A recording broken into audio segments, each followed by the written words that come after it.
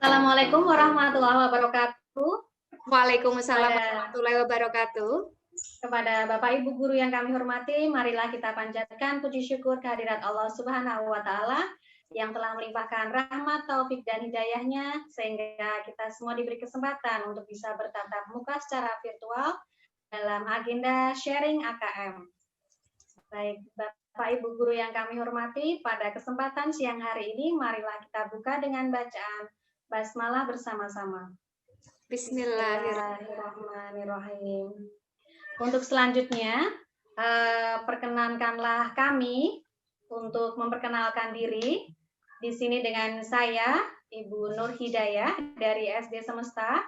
Saya selaku moderator bersama rekan saya, Ibu Indah Tri Kurniawati sebagai narasumber.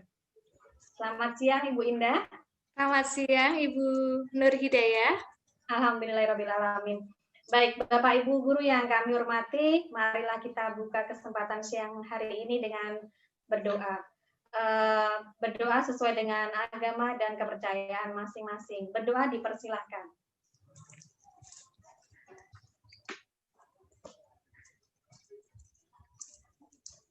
Selesai. Terima kasih. Kepada narasumber kita pada kesempatan siang hari ini, Ibu Indah Tri Kurniawati. Beliau akan menyampaikan paparan singkat mengenai AKM. Kepada Ibu Indah, kami persilakan. Terima kasih untuk waktunya, Ibu Nur Hidayah. Langsung saja, Bapak Ibu, saya sedikit sharing setelah mengikuti BIMTEK AKM. AKM sendiri singkatan dari Asesmen Kompetensi Minimum. Pada tahun 2021 ini, insya Allah tidak ada UN lagi, tetapi digantikan dengan AN. AN adalah Asesmen Nasional. Izinkan saya share screen di sini.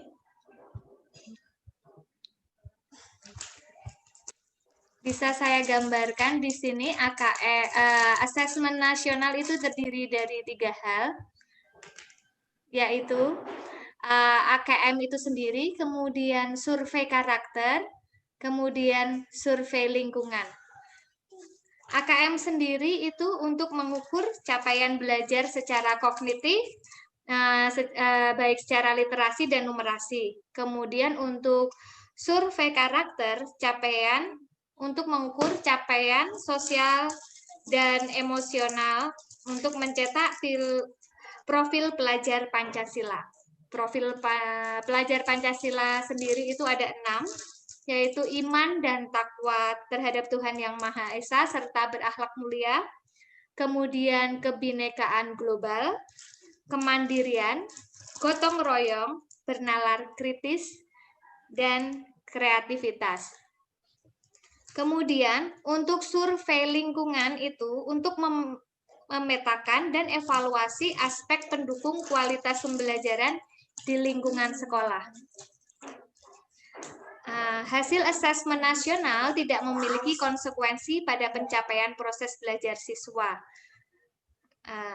Lebih lanjut lagi, asesmen nasional memberikan umpan balik untuk tindak lanjut pembelajaran dan kompetensi siswa. Asesmen nasional 2021 ini dipakai untuk pemetaan. Akan kami sampaikan untuk perbedaan ujian nasional dan asesmen nasional, Bapak Ibu guru sekalian. Ditilik dari tujuan penyelenggaraan asesmen nasional dan ujian nasional. Tujuannya adalah kalau asesmen nasional itu untuk mengevaluasi sistem pendidikan di Indonesia. Sedangkan ujian nasional bertujuan untuk mengevaluasi capaian hasil belajar siswa secara individu. Yang kedua, asesmen nasional diberlakukan untuk semua jenjang pendidikan dasar, pendidikan menengah pertama, dan pendidikan menengah atas, termasuk MI, MTS, dan MAN, serta program kesetaraan. Sementara UN pada sekolah dasar tidak diwajibkan, tetapi lebih mengarah pada ujian sekolah berstandar nasional. Kemudian perbedaan yang ketiga adalah asesmen nasional tidak diselenggarakan pada akhir jenjang pendidikan sebagaimana ujian nasional, melainkan di tengah jenjang pendidikan, yaitu pada kelas 5, 8, dan 11. Hal ini dilakukan untuk mendorong guru dan sekolah melakukan tindak lanjut perbaikan mutu pembelajaran setelah mendapatkan hasil laporan asesmen nasional. Jadi bukan sekedar untuk mengetahui capaian hasil belajar siswa ya Bapak Ibu sebagai salah satu syarat kelulusan. Kemudian untuk perbedaan yang selanjutnya adalah pada pelaksanaannya asesmen nasional menggunakan metode survei. Metode survei dilakukan dengan mengambil sampel siswa diambil secara acak dari setiap sekolah. Berbanding terbalik dengan ujian nasional yang menggunakan metode sensus di mana semua siswa di seluruh Indonesia wajib mengikutinya. Kemudian perbedaan yang kelima adalah model soal asesmen yang diberikan dalam asesmen nasional lebih bervariasi, bukan sekedar pilihan ganda dan uraian singkat sebagaimana yang diberikan dalam ujian nasional.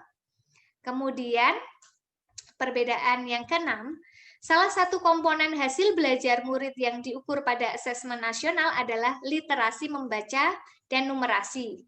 Asesmen ini disebut sebagai asesmen kompetensi minimum karena mengukur kompetensi mendasar atau minimum yang diperlukan individu untuk dapat hidup secara produktif di masyarakat. Sementara ujian nasional berbasis mata pelajaran yang memotret hasil belajar murid pada mata pelajaran tertentu. Hal inilah yang terkadang memberi kesan mata pelajaran yang penting dan kurang penting dalam pendidikan. Dalam hal ini, AKM memotret kompetensi mendasar yang diperlukan untuk sukses pada berbagai mata pelajaran. Yang terakhir, perbedaannya adalah metode penilaian asesmen nasional dan ujian nasional pun berbeda, meskipun keduanya berbasis komputer. Asesmen nasional menggunakan metode penilaian Computerized Multi-Stage Adaptive Testing atau biasa disebut MSAT. MSAT ialah metode penilaian yang mengadopsi tes adaptif, di mana setiap siswa dapat melakukan tes sesuai level kompetensinya. Demikian, Bapak Ibu, paparan tentang asesmen nasional. Kami harap untuk kedepannya kita semua bisa mengetahui mutu pembelajaran, memperbaiki pembelajaran yang ada, tidak bertumpu pada hasil akhir, melainkan kita fokus terhadap proses pembelajaran itu sendiri. Terima kasih. Semoga bermanfaat paparan yang singkat ini, Bapak Ibu sekalian. Akhirul salam. Wassalamualaikum warahmatullahi wabarakatuh.